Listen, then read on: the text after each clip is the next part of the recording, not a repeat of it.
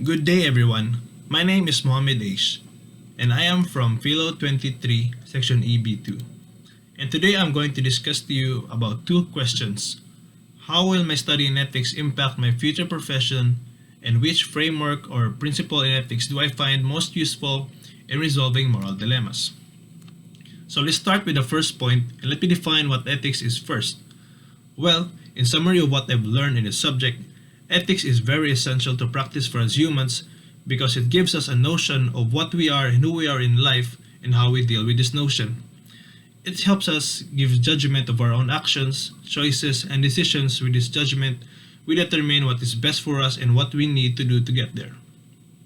And now I quote the question, how will my study in ethics impact my future profession? In the first week of this course, I explained how ethics is relevant in my life and at this moment in time. I will reflect and relate to it on how such skill exert influence on my profession, which I have now planned on being a computer programmer. A computer programmer is not easy, and of course, like any other profession, it also has its own system of ethics. And I've made my own research and narrowed it down to 7 ethical guidelines for a programmer. First, to contribute to society and human well-being. Programmers should work to develop computer systems that can reduce negative consequences to society, such as threats to safety and health, and that they can make everyday activities and work easier. Second, avoid harm to others. Computer systems have an indirect impact on third parties. They can cause loss of information and resources that might result severely harmful for users, the general public, or employers. Third, be honest and trustworthy. This principle encourages programmers to be honest and aware of their limitations in knowledge and education when writing computer systems. Also, if a programmer knows that there is something wrong with the computer system, they should report it immediately to avoid undesirable consequences. Fourth, give proper credit for intellectual property. It is mandatory for every software developer to never use and take credit for someone else's work.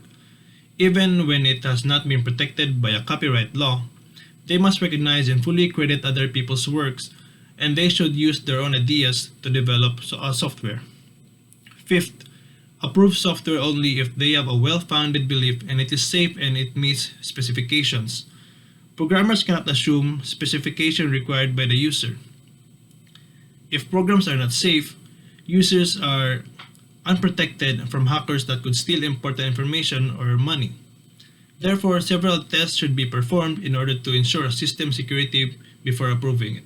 And sixth, improve their ability to create safe, reliable, and useful quality software. Since technology advances faster year by year, and so does virtual criminality, the need of well-structured and designed programs are increasing. Seventh, do not engage in deceptive financial practices such as bribery, double billing, or other improper financial practices. Programmers are exposed to be participants in illegal activities to get money. They get involved in them due to threats, economic issues, or simply because they want to obtain easy money by taking advantage of their knowledge about how computer systems work. These guidelines prohibits programmer involvement in such unlawful actions.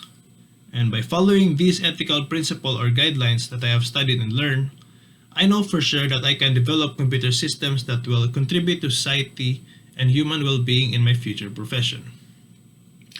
Now that I have explained my first point, let's move on to the second one, where I explain to you my framework that I find most useful in resolving moral dilemmas. I want to go back to the assignment we had on this subject, where we were tasked to make our own personal guideline to resolve a dilemma, so that you understand more of the framework I'm about to elucidate. In that guideline, the way I resolve my dilemma is to identify the dilemma first, then figure out the questions in my hand about the whys and the hows, and that's the time I weigh out my decision for the best solution to the dilemma with my own values and by thinking about its consequences. In reference, my basis for weighing my decisions or solutions is actually the consequentialist framework or utilitarianism because it is one of the most common approaches to making ethical decisions, especially decisions with consequences that concern large groups of people, in part because it constructs us to weigh the different amounts of good and bad that will be produced by our own action. I find it very useful to focus on the future effects of the possible course of action in resolving a dilemma, ensuring that the people involved will achieve the best consequences. So that is all I have to share from my video, and I hope I made a good point and that my perspective in philosophy of ethics is well understood. Thank you and goodbye.